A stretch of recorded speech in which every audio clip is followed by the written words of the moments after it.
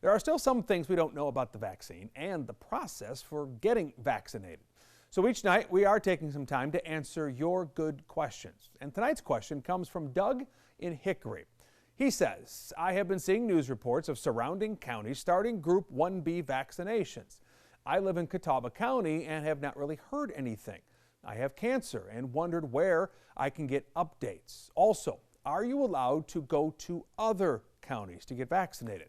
Well, for the first part of your question, we can tell you can find information on vaccinations in Catawba County by going to the county's website, catawbacountync.gov. Updates are being posted to the top of that page. Now, as for what the timeline is in Catawba County, Phase 1B for Group 1 begins Tuesday, tomorrow. Group 1 is anyone age 75 or older. There are two options in Catawba County, and it depends on who your health care provider is. If you go to Catawba Valley Medical Group, you need to call or go to the medical group's website to get information on signups. Their vaccinations will begin January 11th. If you are not a patient there, you need to get vaccinated by Catawba County Public Health. In order to do that, you need to call the county's vaccination appointment line to set up an appointment. That phone line goes live tomorrow from 8 a.m. to 5 p.m., the number there on your screen. Now, as for whether you can go to other counties to get vaccinated, that really depends on the county you're talking about. Anyone who wants to get vaccinated by Catawba County Public Health must be a Catawba County resident. But we did ask the Mecklenburg County Health Department what its policy is, and we were told for now they just want to get eligible people vaccinated, so they're really not being strict about the county of residence. But again, no walk-ups right now. You still will need an appointment. In tonight's Good Question, we're asking about the new North Carolina mask mandate. Yesterday, Governor Roy Cooper announced that a new statewide mask mandate would go into effect beginning Wednesday. His decision comes as the number of COVID-19 cases keeps rising. I have a belief that the people of North Carolina can pull together and do this and understand that if we don't, we will have to go backward. Quick refresher for you, this mandate's stricter than what we're under right now. Face coverings will be required when you're with anyone you don't live with. That means in your home or at work. It's also required when you're exercising at the gym and at restaurants unless you're actively eating. So if you're waiting on food or drinks, it's mask on. With all that said, WBTV's Kristen Miranda and David Wisnett got this tweet yesterday.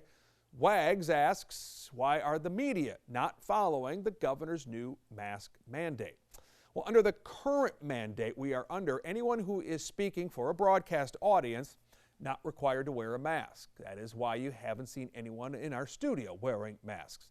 And under the new mandate going into effect Wednesday, this exemption is extended. As long as we are delivering to a broadcast audience, we are not required to wear masks. But we do want you to know we are taking other safety precautions here as well. Here's a wide shot of the studio. You can see right now it is empty. There is literally no one else in this room besides me. Sometimes Eric is over there. He's not here at the moment, but even when he is, you can see he's a good distance apart. And when there are several anchors in the studio, like you will see sometimes at 4, 5, and 6 o'clock, we are at least 10 feet apart, really more than that, 15 in most cases. We also clean every one of these surfaces we touch before and after using it.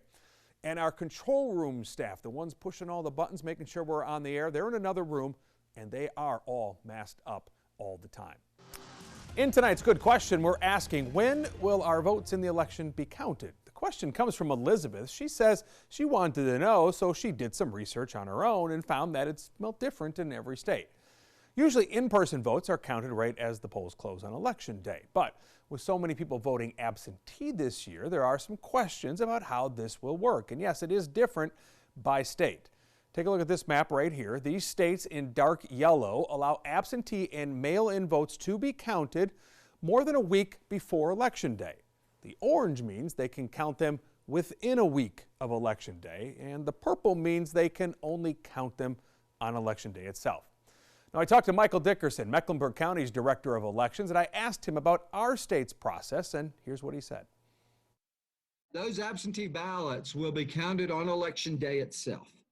We process them through the scanner at our various board meetings, which start on September 29th for my board. We will process them through, and they will secure everything. And then on election day itself, at our 2 o'clock election board meeting, they will tell Michael, okay, pull all those out, give me the readers, let's run these thumb drives through the reader and give me a result. And we will embargo those results until 7:30 that night and post those with the early votes that will go out first thing at 7:30. And at the rate we're going, that could be about 75, 80% of our voters have already voted by the first round of what goes up on election night. So in theory, we might have an early night here in North Carolina. We shall see. If you have a good question, send it to us. We'll try to get you an answer. Just use the hashtag OYSTonight on Twitter or email askjamie@wbtv.com.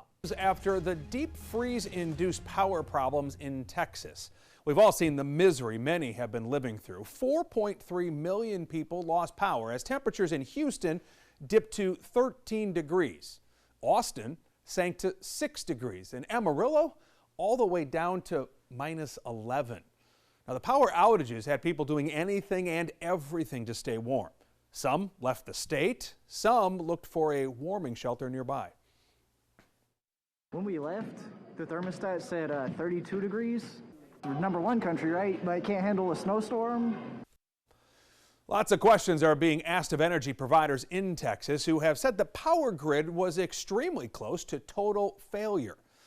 Demand surged as everyone was cranking the heat. Supply, though, cratered. At the worst of it, in a 6-hour stretch, the U.S. Energy Information Administration says wind generation fell by 32%, coal dropped by 13%, and natural gas, which is the big supplier in all this in Texas, dropped 25%, a real problem. And we got this email from a viewer who wants to remain anonymous. They asked, looking at what is happening in the state of Texas, what is the condition of North Carolina's power grid? We also got this tweet. Many stories have discussed the lack of winterizing of the power stations in Texas as a contributing factor to their dilemma. What have Union Power and Duke done to make sure what is happening in Texas never happens here? Good questions. And for some answers, we reached out to Duke Energy's Sam Holman. He is Vice President of Transmission System Planning and Operations.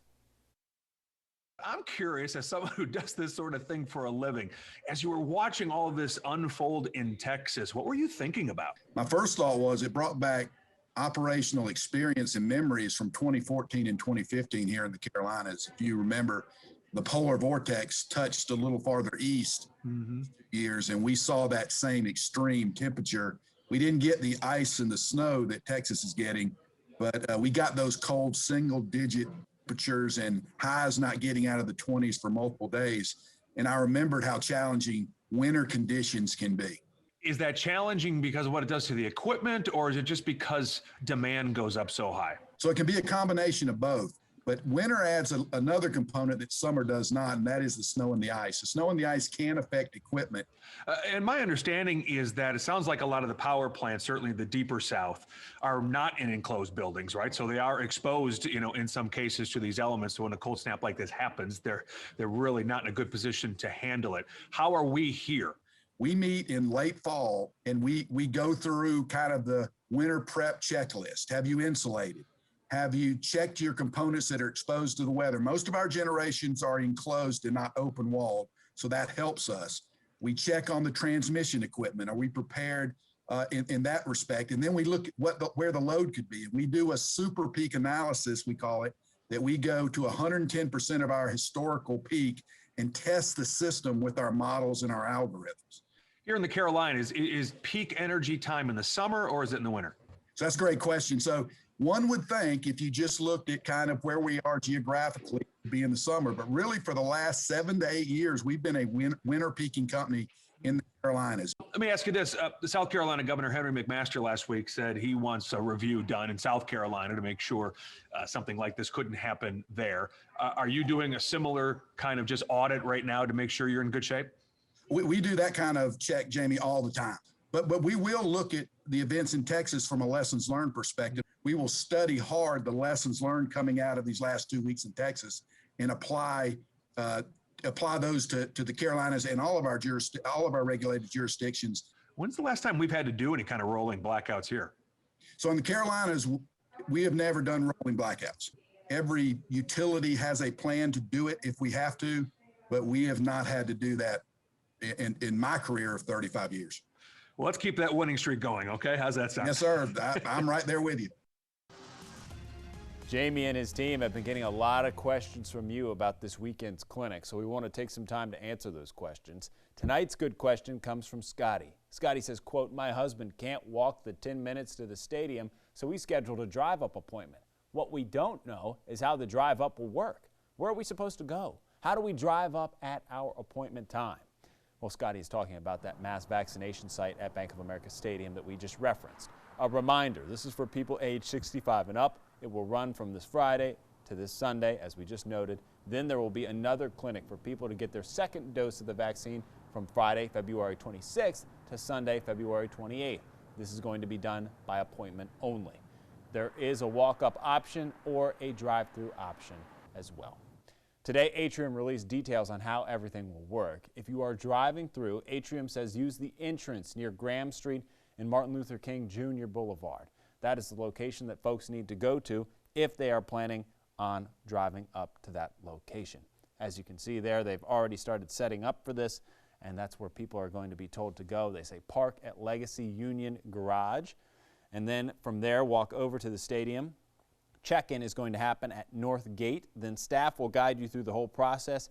After you get your shot, you'll need to wait in an observation area for about 15 to 30 minutes. Then you will be released to go to your car. A couple of things that Atrium wants people to know: do not arrive more than 15 minutes early. Having too many people waiting will make it hard to keep people distanced. Limit how many people you bring with you, and plan for the weather, because waiting areas are not going to be covered. Hopefully we were able to answer your question there, Scotty. Comes from viewer Ashley. Ashley writes, "Why is the weather so whack?" A little vague, but I think we kind of figured it out, right? We've all lived through this week.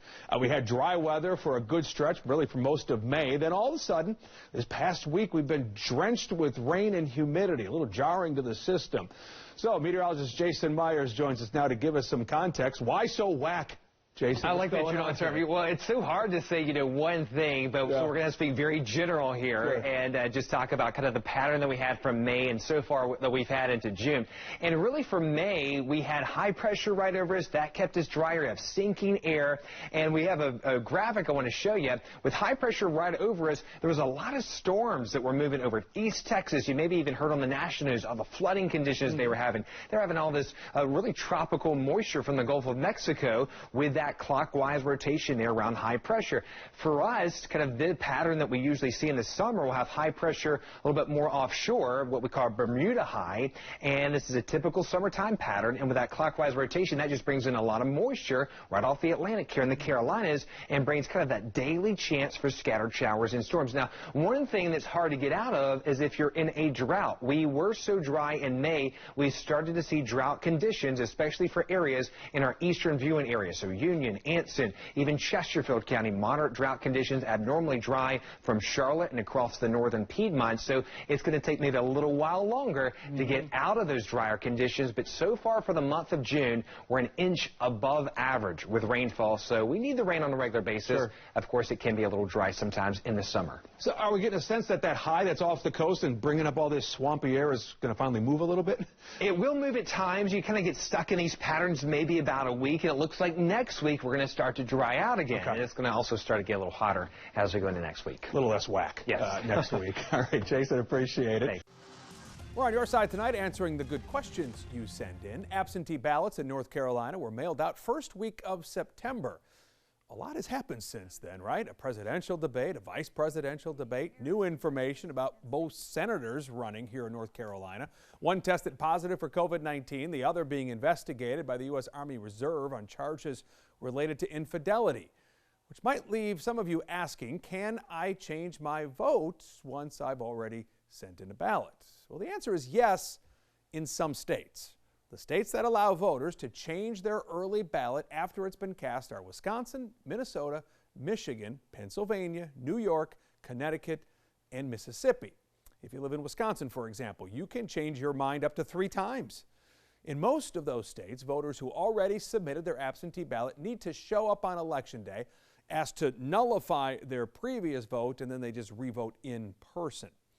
Indecisive voters in North and South Carolina are out of luck. Changing your vote is not allowed in either of the Carolinas.